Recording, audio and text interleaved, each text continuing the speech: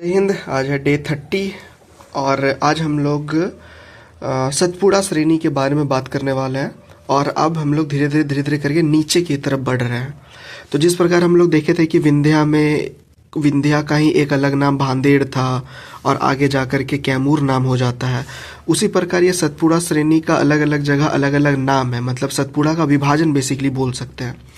तो सबसे पहले राजपीपला जो कि गुजरात में है, एक ये है, और ग्वालीगढ़ पहाड़ी एक ये है, और महादेव पहाड़ी एक ये है, और मैकाले और अमरकंटक।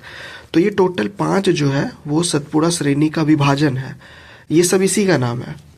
ठीक है, अगर इसको थोड़ा सा और आगे बढ़ करके अगर देखना चाहते हैं, अगर मध्य प्रदेश का हम लोग अगर मैप निकालते हैं तो ये पूरा का पूरा सतपुड़ा रेंज है और ऊपर में विंध्या रेंज है। विंध्या और सतपुड़ा के बीच में ये देख सकते हैं कि ये नर्मदा नदी बह रही है विंध्या और सतपुड़ा के बीच में। ये देखिए, ये भी बहुत लंबा है। ठीक है, तो इसका पहला विभाजन तो राजपीपला है जो कि गुजरात में है। ये वाला मैप में ये लोकेट नहीं किया गया क्योंकि इससे पश्चिम से पूर्व या पूर्व से पश्चिम या अलग अलग श्रेणी का अलग अलग पहाड़ी को देख करके सजाने के लिए पूछा जाता है। तो ये वाला एरिया थोड़ा सा इम्पोर्टेंट हो जाता है।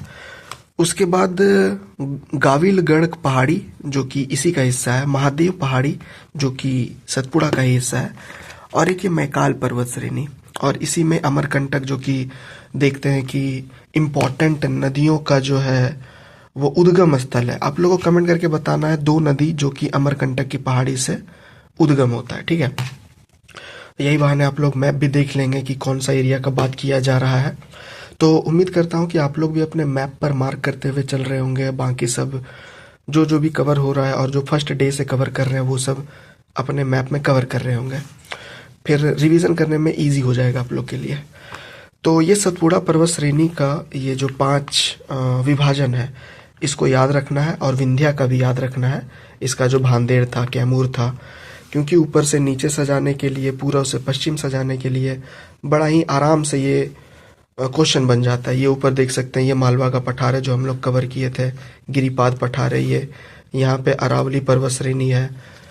तो जब आप मैप खोलेंगे तो बहुत कुछ आपको ऑटोमेटिक दिखता रहेगा। अब हम लोग धीरे धीरे करके साउथ की तरफ चलते रहेंगे। ठीक है।